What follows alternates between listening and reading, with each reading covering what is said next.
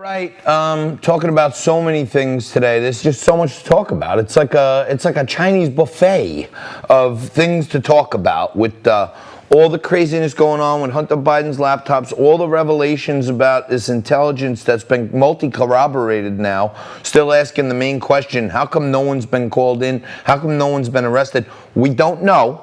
It did come up in the debate last night. Many things came up in the debate last night that Donald Trump has been roundly congratulated for keeping his composure, looking presidential, and kind of letting Joe Biden hang himself. And to break it down even more for us, a real expert in this area, one of the co-founders of the Tea Party movement, my good friend, policy analyst, former speechwriter for George H.W. Bush, Michael Johns joins us right now. Mike, I'm very anxious to hear your takeaways from last night, both on the good side and the bad. What did you see? Well, I think we have in Joe Biden a candidate who really is running on zero accomplishments in half a century in the swamp. It's absolutely incredible. I mean, he literally has not one singular accomplishment that he can point to. The president made good and important points. I think these debates are, sort of formatted in ways that make it difficult to really dive through some of the complexities of these issues. But I thought he really, firstly, importantly, brought up the Hunter Biden issue, because we now have had two consecutive debate moderators who have failed to question what is an active criminal investigation into the Biden family's role in receiving money, potentially in exchange for access or influence on American policy, which is about the most delegitimizing and concerning reality you could possibly have in a presidential candidate. And all of these media outlets that went crazy over Hillary Clinton's planted disinformation about Russian collusion, really are not taking this matter seriously enough. Can't say I'm surprised by it, but the point is, now you have business partners that are being interviewed by the FBI. Rudy Giuliani telling us that only 5% of the contents of that laptop have been released, and very problematic relationships with the Communist Party of China and with Russian oligarchs. I thought the president did a good job of again, reiterating that as devastating as this pandemic has been, its origins were not here. Donald Trump didn't create the virus. Donald Trump has contained the virus. And I think it is true that he saved millions of lives through the travel ban and through the expedited mobilization of health resources around the country. Voters need to understand that. And it's a difficult message to get through, because clearly, 200,000 are gone as a result, or partly as a result of this. And of course, the Obama-Biden agenda just needs to be drilled home. And with 8 incredibly unremarkable years, lowest labor participation rate since the 70s. They left more than 43 million in poverty. They put 11 million more on food stamps. Their healthcare plan drove millions out of health insurance and worsened the situation. It's just very difficult to see a man like Biden stand there and suggest that he has answers. So, Mike, what I did was I was getting a lot of calls and a lot of texts from different people who know, I'm a kind of a pundit, and they say, you should say this and you should say that and all this other stuff. But my daughter, she's 21 years old. She's a nursing student. She's about to go into the working world. And the two things that stuck out to her, a 21-year-old woman, okay, she's pretty objective. She's a registered independent, right? The two things that stuck out to her, she said, Daddy, one, Joe Biden said, I'm not going to be president for the red states or the blue states. I'm going to be president for the United States. And then one beat later, he said, but all those red states, they're the ones that are spiking. So he went right to scolding the red states.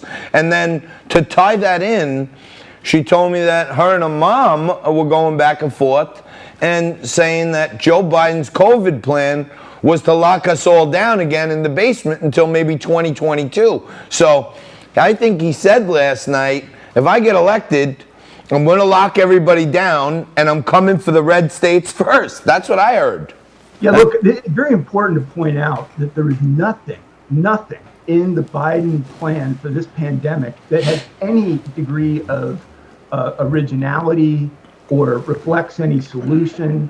I mean, and that really seems to be what he's running on. I mean, if you look at what the messaging was when he first came out, it was to put these 200,000 lives on Trump. which is an incredible leap of logic that he personally would be responsible when we go through the series of steps that he made. I thought it also was critically important, even though he didn't get to really finish the thought, to reflect on Obama and Biden's management of swine flu, which Biden's own aides said very easily could have been the most devastating pandemic in American history, and that they did, quote, everything wrong. Now, how, if you're out there, you're leaning toward voting for this man because of the pandemic and the economic impact that it's had on the country and on the public health, how in good faith could you possibly turn around and vote for a guy who did everything wrong by his own aides' admission in the management of that? I think that's really a major issue. Mike, I heard Joe Biden denying taking foreign money last night, and he just looked straight into the camera, completely rehearsed. I want to play that clip, and then I want to compare it to something else. Here's exactly what Joe Biden said last night about taking foreign money. Money? I have not taken a single penny from any country whatsoever, ever. So he said, I did not take a single penny from any foreign government ever. Now, as soon as I heard that, I was like, that sounds like the cadence of something else. And it reminded me when I got home, I texted Nico, we need this. Check this out. I want to say one thing to the American people. I want you to listen to me. I'm going to say this again. I did not have sexual relations with that woman. They had the exact same cadence to me. I did not take a single penny from any foreign government. I did not have sexual relations with that woman, right? Right. Well, and it's kind of like I only drove the getaway car, basically, is what's implied there, because no one on our side, not me, has specifically said that this has gone directly into his coffers, but that he consciously hasn't done that because he has to release his tax returns. I would like to see the returns of Biden Incorporated, this extended family, many of whom, not just Hunter, but others as well, have been recipients of these foreign engagements for which they were wholly unqualified, did little or no work at all, and now, based on the emails which have been corroborated and verified, clearly did offer access to the Vice President of the United States as a result of the money that was paid from these largely unfriendly countries. Mike, you know the inner circles. You know how the back rooms of Washington work.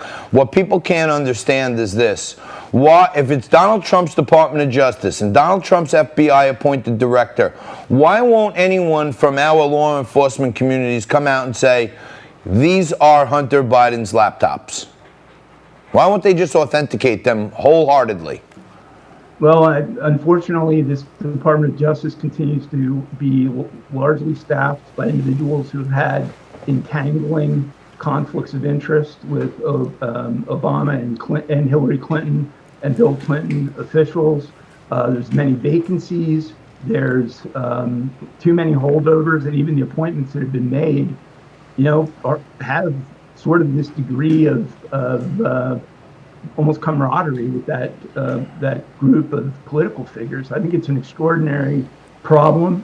I think the president does recognize it and feels confined in his ability to sweepingly move in and change things. Barr's doing a good job, but there too, I mean, it's just you have to have some degree of frustration in the fact that we have a federal Department of Justice, the highest body of law enforcement in the country, that certainly appears to have been politicized for at least a decade. And our movement was on the receiving end of that, as the president pointed out in the debate last night. Mike, in our final minute or so here, you are one of the finest wordsmiths around as a former speechwriter for the president. I'm sure there have been times where you had to parse up some words to sound like one thing, but really leaving the opening for some plausible deniability. I thought what he said last night was emphasis on, I have never taken a penny from any foreign government. Right. Gave himself the out of saying, well, it wasn't me. My son may have got money and my brother may have got money, but I never got money. Is that how you heard it? Absolutely. I think, the pronoun there is the critical differentiator, and the country, the media, Donald Trump himself, every Trump supporter. She's demanding an immediate, open, full transparency as it relates to every single dime that the Biden family has received in his almost 5 decades of work in the swamp. No doubt. What did he receive? What were the terms?